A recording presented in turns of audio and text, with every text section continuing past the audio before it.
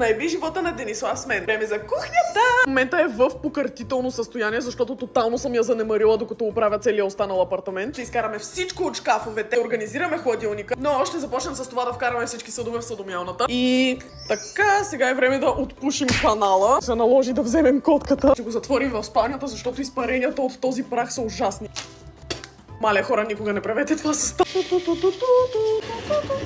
Хей, Лиша от бъдещето минава за кратка рекламна пауза. Идвам да напомня на моите сладки котенца бестита, че ще имам концерт на 26 юни и огромна част от билетите вече са продадени, така че ако все още не си взел билет, може да си вземеш от сайта на Eventim или от линка в биото ми. Работя всеки божи ден изключително усилено, за да ви предоставя възможно най-готиния нов албум с страшно много нови песни, така че много ще се радвам да се видим там. Сега ще изчистим всичко отгоре на плота. Така и сега е време да прочистим всичките шкафове. И пау! Сега да разкараме нещата от тук. Добре, тези са празни и сега трябва да изпразним тези отдолу. И така, и тези са празни. Напишете ми в коментарите според вас как ще реагира Денислав, когато се прибере и види всичко това. All clean отгоре. Сега е време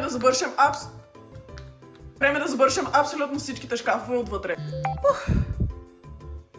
Остана ни да изчистим само хладилника и фурната и започваме да организираме всичко обратно вътре в шкафовете.